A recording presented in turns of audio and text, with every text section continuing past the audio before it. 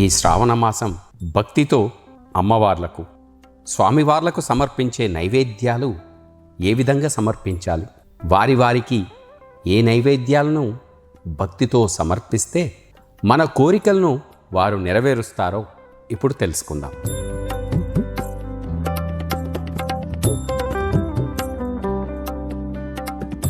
ఈ శ్రావణ మాసంలో శుక్రవారం శ్రీ మహాలక్ష్మీదేవి అమ్మవారికి అంకితం చేయబడింది. ఈ శుక్రవారం పర్వదినాన సిరుల తల్లి శ్రీ మహాలక్ష్మీదేవికి ఇష్టమైన నైవేద్యాలను ఆ అమ్మవారికి నివేదిస్తే ఆ శ్రీ మహాలక్ష్మి కరుణా కటాక్షాలు భక్తులపై ఎల్లప్పుడూ ఉంటాయి. లలిత సహస్రనామం ప్రకారం శ్రావణ శుక్రవారం అమ్మవారికి ఎంతో ఇష్టమైన నైవేద్యాలు ఇవే. లలిత సహస్రనామంలో ఎన్నో సాధన రహస్యాలతో పాటు అమ్మవారికి అత్యంత ప్రీతికరమైన నైవేద్యాల గురించి కూడా చక్కగా వివరించారు. అయితే అమ్మవారి నైవేద్యాల విషయంలో ఎప్పుడు ఏం సమర్పించాలి అనే ఆలోచన మన భక్తులందరికీ వస్తూ ఉంటుంది. లలిత సహస్రనామంలో అమ్మవారికి ఇష్టమైన పదార్థాల గురించి ఈ రకంగా వివరించారు. ఆ పదార్థాలు ఏమిటి, ఎలాంటివి నివేదన సమర్పిస్తే అమ్మవారు సంతోషిస్తారో ఇప్పుడు తెలుసుకుందాం.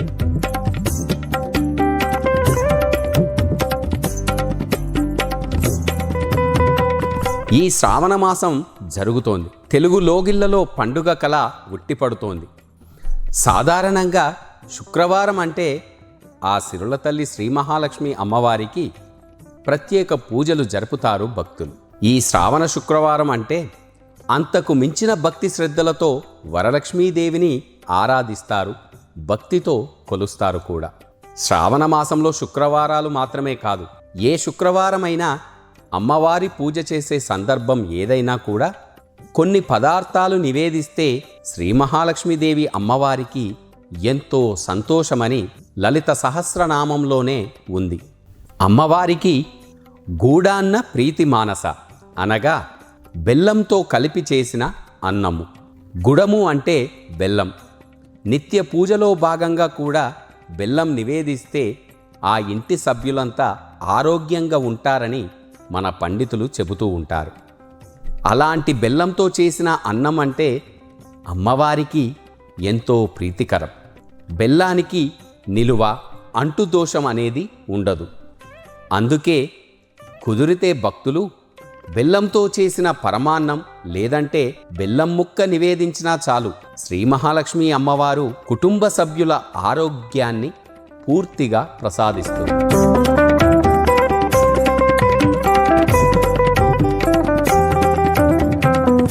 కొబ్బరితో చేసిన అన్నాన్ని నైవేద్యంగా సమర్పించాలి.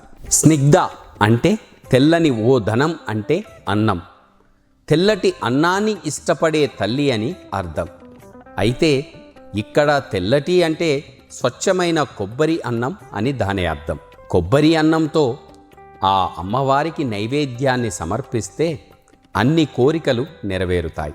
పాయసాన్న ప్రియ అనగా పాలతో తయారు చేసిన పాయసం. పాలు బియ్యం కలిపి వండిన వంట అంటే ఆ శ్రీ మహాలక్ష్మీదేవికి ఎంతో ప్రీతికరం. దీనినే మనం క్షీరాన్నం అని కూడా పిలుచుకుంటాం. ప్రతి దేవాలయాల్లో ఈ క్షీరాన్నాన్ని తప్పకుండా అమ్మవారికి సమర్పిస్తారు.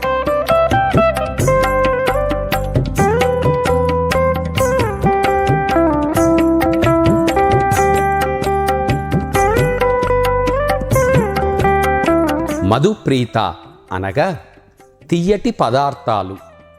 మధు అంటే తేనె, ప్రీతి అంటే ఇష్టం. తేనె లాంటి తియ్యటి పదార్థాలు ఇష్టపడడమని దాని ఆంతర్యం. శుక్రవారం రోజు అమ్మవారికి గారెలు చేసి తేనెలో ముంచి ఆ నైవేద్యంగా సమర్పించాలి. దద్దోజనం లేక పెరుగన్నం. దది అంటే పెరుగు, అన్నం అంటే బియ్యంతో వండినది.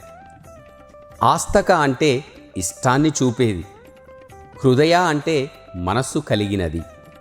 పెరుగుతో తయారు చేసిన పదార్థంపై ఆసక్తి చూపే హృదయం కల అమ్మ అని దాని అర్థం.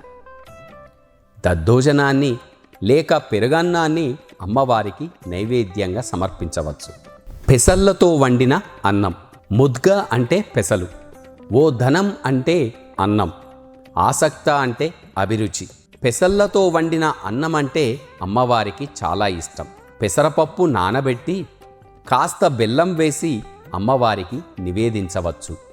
లేదంటే పెసరపప్పు పాయసాన్ని అమ్మకు నైవేద్యంగా సమర్పించాలి.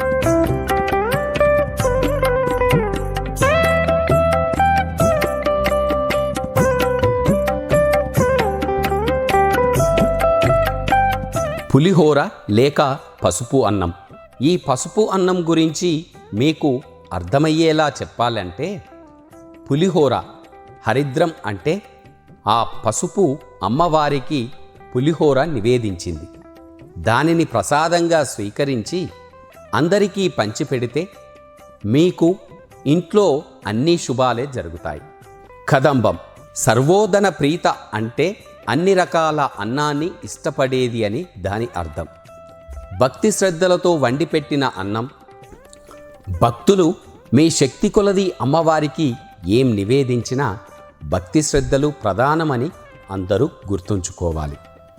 వండే ఆహారంలో భక్తి కలిగినప్పుడే అది నైవేద్యంగా మారుతుంది అనే విషయాన్ని భక్తులు గుర్తుంచుకోవాలి.